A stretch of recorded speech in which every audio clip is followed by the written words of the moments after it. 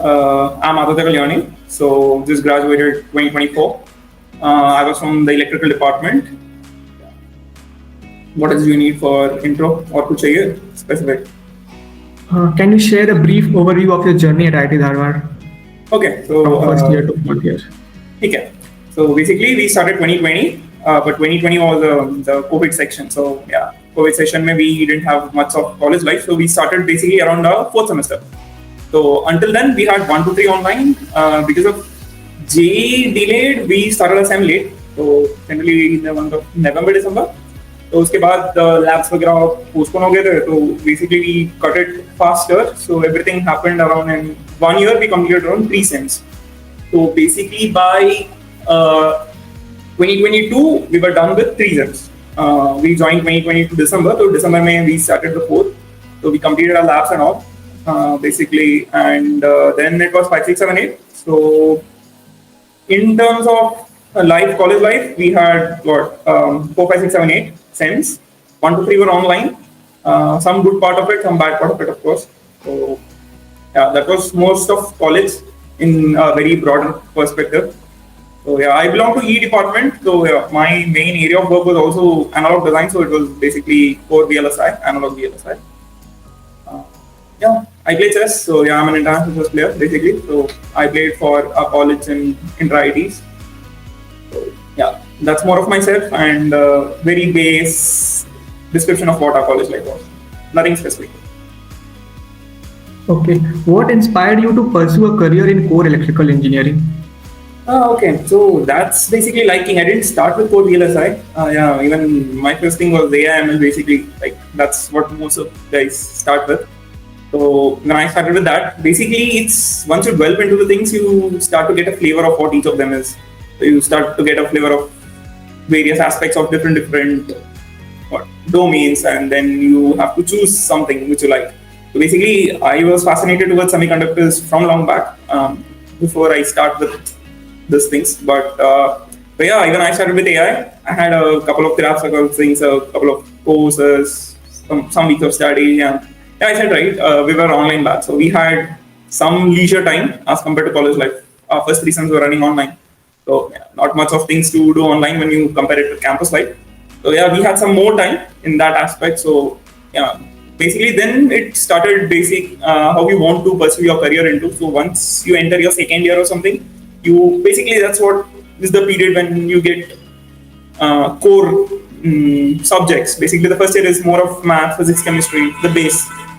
It's actually necessary. Apart from that, you start with your core once you come around in your second year. So yeah, I started with around my second sem, movement towards VLSI, then details into VLSI. Again, VLSI is a very broad aspect, so you have multiple domains of what you can choose inside VLSI. So yeah, once I started with digital, analog, and basically once you go in, you get different flavors of what each of them are. So basically, then it starts fascinating you. Some of the domains start fascinating people. So yeah, analog VLSI was the one for me. So then the rest of my courses and all were more of tuned towards analog VLSI in the college. Okay, my next question is, what is the application and selection process at Texas Instruments for the internship? Okay, so TI, basically I'm in TI, so I'll be joining TI as a full-timer Monday, the coming Monday. Yeah. So basically I started working in TI as an intern, my summer intern, basically the time you get after your 6th semester. Uska prep, your interview now happens as soon as you join your 5th semester. So it's in the month of September. So for me, it was September 2022, if I'm not wrong. Yeah, September 2022. So basically, then you have your interviews for basically the written round for, you have 2 domains in Texas, that's digital and analog. That comes for our college. Apart from that, you have embedded, you have software. Software is like huge hiring is going on DI software, especially for my batch, they had like very good amount of hiring for software. So apart from that, during my time when I was an intern, I was going to be an intern, so I gave the interview. There was only 2 domains. One was digital, one was analog. So digital and analog, I was more interested into analog, so I just wrote analog. I didn't write digital. So then you'll have basically the first round is written. So you should have a good grasp of what is an basics of circuits. So you should have a good grasp on RLCs. That's what is generally asked, but that was not the case for me. But yeah, it's basically how you can carry forward your interview the way you want it to be. Basically, what you're more worked into, what you have worked into beforehand, you attend the interview, or your experiences, your works, your projects. If not, if you're going with very core basics, if you have very strong basics, it's like pretty much more than sufficient. It's basically in when you come to RLCs in analog, it will be RLCs, inverters. In the start, I'm just giving the base. That's not the case for your placements. The placements will have circuits. You should have topologies. You should understand topologies. Basically, you should understand how and why things work the way they work. So, and for me, it was more of inverters because I took the interview in the direction of the inverters. So it was like the interview. By the way, the written round was around, I don't know how many of them applied. I think 20 of them got selected, if I'm not wrong. Around 20 for the written. And interview May, I think 2+1. 2 of us from analog and 1 from digital.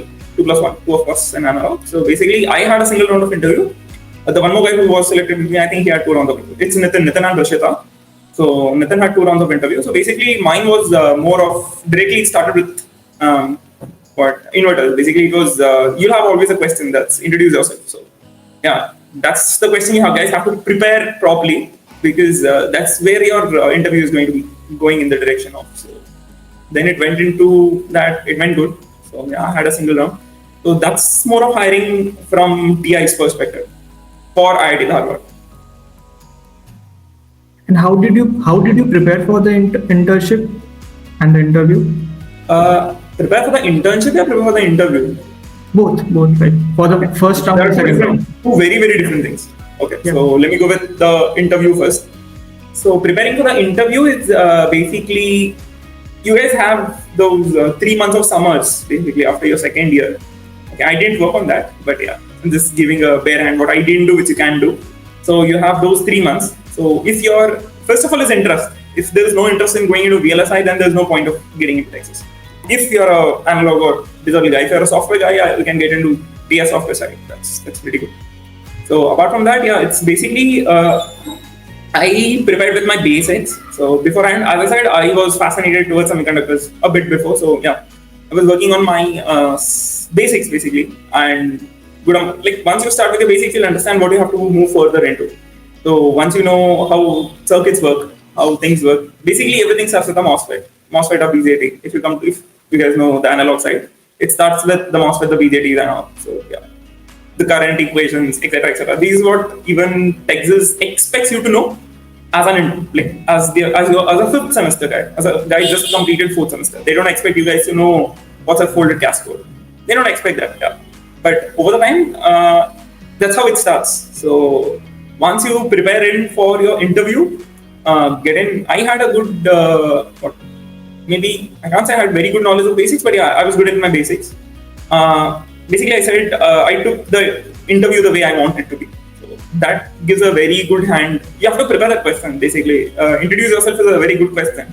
It's actually what you can make out of the complete interview. So apart from that, yeah, I prepared like some couple of days back.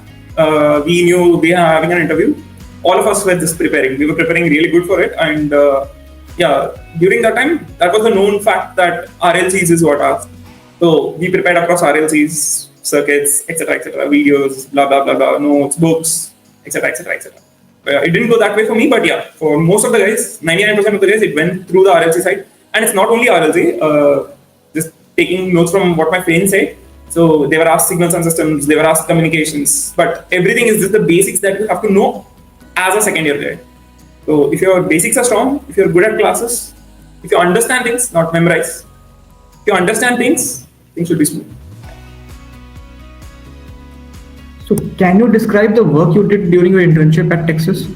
Okay, so I had 2 interns at Texas. One now, which I completed as my final semester was in Texas Instruments. I spent my final sem there. Apart from that, my 6th Senka vacations, 2 months were in Texas. So I was selected as an analog guy, but my work was more of digital side when I went into the 2-month intern. So building a tool, actually it's a very good thing. It came out to be successful, so that's why I'm still in TI. So yeah. So the tool there was a bug that Texas Instruments got some 7 years beforehand, and the probability of that error was less than 0.01% of occurrence when you have the devices. So it was a report back. So we were planning on to how could we stop that bug from happening. Not that particular bug, something that might happen in a similar fashion when we are designing things. So it was more of building a tool. We built a tool named SpeedEdge. So that's to catch digital violations using Spectre. Spectre is a tool which all the analog guys use. So Spectre is a simulation tool, basically, part of Cadence. So yeah, it's known as Spectre-based tool like for digital automation, like to catch digital checks, digital violations. So it was completely based on that. We have to build the tool from scratch. We have to it's a very big process. It had like n number of steps. Like if I just sit on explaining, it will go for hours. So the main aspect of that tool was to catch that something that might go on in future. So some kind of bug that we might see, and how can we stop it at the most base level if we can catch. So that was the tool. Lucky enough, the tool worked out. It's catching good amount of bugs. We just wrote it to a conference, and it got selected in the biggest conference in India. So, yeah, that's gonna happen this September or something. So somewhere down the line. So that's why I'm in TI. So my team was it's TI is very, very team holistic. So it's team based. Your team is good, you're happy. Your team is bad, you have to make your team good. Otherwise, you'll be unhappy. So that's how it works. So okay, and the second intern this time was more into automation of analog design using machine learnings. So I worked on 3 different aspects. Like one is ML, one is hardcore analog design, and one was another tool that we were using as a wrapper for some regressions that happen in DV. DV is design verification. So I worked on these 3 things on very broader aspect. So analog design is a product. ML, we were having a plan which we were working on. So that's basically machine learning. Analog design, where you can optimize analog using machine learning, and the last part was it's a tool. It's a tool wrapper. So basically that helps regression analysis and all for DV. So yeah, these were the 3 broad things that I worked on this intern. Were there any challenges you faced during your internship? Okay, challenges. So it's 2 months. The first internship is 2 months. You have very less time. You have to get things done. That's what AI expects from you. You have to get things done. So you have to work, and punctuality is necessary and all and all. So the main problems in that aspect is 2 months is a very less period. This was a 5-month intern, so yeah, and I was already in. So I had a PTO, so I didn't have load, no pressure, nothing. I was just chilling. So this time, yeah, the 2 months was not that way. So you have a lot of load on you. If something is expected from you, you have to deliver it. That's what TI expects you. So that was and nothing as a problem as an intern side from TI. Like nothing that it's a very good company, man. Like you have good work-life balance. You can chill as well. So. What factors do you think contributed to you receiving a PPO? My tool work. Okay. See, okay, it's not only that. That's not what TI asks you, but it's punctuality. See, it's basically when someone expects. TI is a very big multi-billion-dollar company, so they know what they can expect from an intern, and it's not the case that I'm the only intern who are hired. There are 500, 600 interns who are hired, and the conversion ratio is low. Especially it's very low in my team. It was very low in my team. So yeah, it's basically they see how punctual you are. They see how much you can work. They see how much you can learn during your work. Because I had no clue on what the tool was when we started it. It's a 2-month process, a very big process. I was literally blank when we entered, but we had to build out something at the end of 2 months. So it's basically how you held a relation with your managers, mentors, how you make a team bonding with them, and it's basically how you take it, how much eagerness you show towards learning, because it's not a one-day process. So over the time there's too many things to learn. So yeah, it was more of how much you'll be acquainted to learning, how much you can deliver, how much skills you show, how much punctuality, how strong your basics are. Basics are very important, otherwise you cannot go in. So yeah, it's more of this. And it's not the case that something what you're working on has to work, because I have my friends who were working on similar, like very more challenging projects, they didn't work out. But yeah, it's because of their punctuality, their dedication that showed towards their work, they are into the teams. Yeah.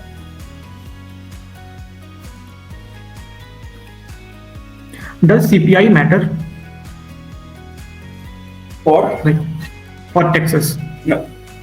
Bare minimum 6, 7, whatever it is, 7, 8. I don't know. 40. And in general? Yes. And in general? A lot. It matters a lot. See, basically, if you're planning for higher studies, your CPI is like quote unquote one of the most important factors. So I've heard people saying, man, like they are profs. Sometimes they say like we don't interview people who have less than a cutoff CPI. I don't want to say the cutoff CPI. So yeah, below a cutoff CPI. CPI matters if you're going for higher studies, or even for companies if you don't have a base cutoff limit. If you're not above a base cutoff limit, who knows? Like it might go to 8 for TI in a couple of years. We don't know. So yeah, that base limit is what you have to have. That's how CPI is necessary. But if you ask from my point of view, yeah, I would recommend keeping a good CPI. Like, depends on you how much you want to, but yeah, a good CPI. How did you balance your academics, extracurricular activities, etc. during your college time? You played badminton, you played chess. Yeah, I play badminton and chess. Yeah, so it's more of how do you want to take things into. See, academics is not difficult if you know what you have to do and when you have to do what. Like, there's no point of studying for an exam if it's a week down the line. You have attended the classes, you know the things what are going to be like what you can expect in the question paper. There is no point of studying one whole week to get a 29 out of a 30 instead of getting a 28 out of 30. So yeah, there's a trade-off. You need to give your time for what you have to work, guys. Basically, it's not like only academics is going to help you all the way down. You have to have researches, you need to do papers, you need to do your projects, you need to build your skills in a domain. So that takes time apart from what your college exams ask you for. So that's one thing, like you need to know where to trade off. Sometimes the trade-off is the sleep. So yeah, during exam hours, you have to pull on an all-nighter if necessary. So that's more of that way. And sports is like, I used to use it as a refreshment. We used to play crazy. We used to play crazy every day. We used to spend time with our friends because like the college life, you'll never ever get it. You might get your marks somehow, but the college life, you'll miss it. Like, I'm a guy who still prefers a 9 and a very, very good college life than a 10 and a no college life. So if I was given a chance to take either of them, I would still 100% take a 9 with a very, very good college life than a 10. So yeah, that's a trade-off you need to understand. The most important part is if you're very good in listening to the classes, your 80% of the job is done in your classes. So the time you need to give the subject is pretty less. And do your projects good on? There'll be assignments and all, right? So those are basically what gets covered up in your exams.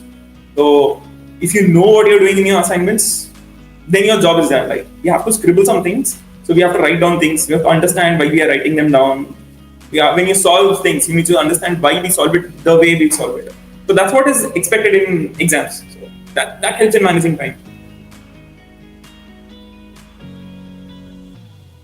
Any advice for juniors? Advice? Yeah. In what aspect? For career, for college, for academics. First thing, enjoy your college life. Maze karo. Very important. You guys will miss it afterwards. Apart from that, find out what you guys are interested in. Find out your domains, like what you like into, what you want to pursue, what you guys like working with. It's basically, you should not feel your work is a burden for you in your college also. If you guys are aiming for higher studies, do get a good CPI, do get some publications, very necessary. If you guys are aiming for work, be strong in your domains, whatever you guys are choosing, do some projects, get a very wide range of knowledge about what things you're working and why you're working into. Because once you get into the companies, things are pretty different. It's not the same. Like the way we work in Texas, the way I used to work in college are not the same. They are like pretty way different. So you guys have an understanding of why things are working rather than just remembering how they are working. So if you know why they are working, you can figure out by your own self how things are working. So enjoy that. And I do recommend, if you guys are good at sports, go for inter-IITs. It's one of a kind of an experience, and you'll get to interact with so many folks, and they are very good. It's not only sports meet is not only of sports. You guys go for tech, go for inter-IT tech, go for inter-IT cult, go for sports. You're good at something, do pursue it in inter-IITs. It's a very good thing. It gives a very good base. It's a very good place where you can network with people of your own kind. Like, they do multiple things. Some of them work in your own domain, some of them work in pretty other domains for knowledge. And rest, apart from everything, you'll make very good, healthy friendship, which is very, very necessary in the upcoming endeavors and all in future. So it acts as a very good place to build a very good bond between folks. So yeah, just don't think it as a time waste. That's most like I've heard that from many people, that we lose a month, we have to prepare, etc., etc., etc. But yeah, it's worth it, guys. It's pretty much worth it. Go for inter-ITs, all of them. Tech, cult, sports. We can go to all three of them. Just go for all three of them. It's fine. You lose a month, you'll learn knowledge of a year. So basically, that's how it can be helpful. So yeah, have fun. Enjoy your college life. Roam, whatever you guys. Make memories with your friends. That's what you'll cherish for life. And that's very, very important. Okay, so thank you, Bhaiya. I'm done with my questions. I'll ask Nipun if he has something to ask. Yeah, Bhaiya, like I have a few questions. So like you had a good CPI, like a pretty good CPI. So why didn't you go for higher studies? Yeah, I had an option. I had an option of higher studies. I was about to write TOEFL, GATE, etc., etc., etc. What are all necessary? But see, I had a PPO in hand in August. By the end of my 6th semester, तो मैं थोड़ा ज़्यादा chill हो गया था. 7th, 8th semester में थोड़ा I was like, अरे देख लेंगे वाला mood. And basically, my team is very good in TI. So I like my team. I like their work, what they are doing.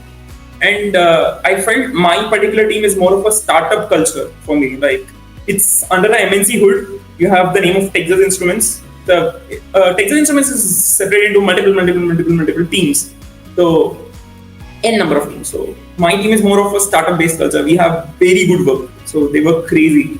And I started learning a lot of things. I made a very good friend relation with my team. So basically, there was a trade-off I had to choose between TI, a very good team, startup culture, chill life, thoda bahut Indian, or higher studies immediately. So I felt TI had a more weightage. So I went there, but it doesn't rule out that I might not go for higher studies. That's still an option. Maybe not now, maybe a couple of years down the line, or maybe never. If I get good opportunities, Give me a second. Just give me a second, guys.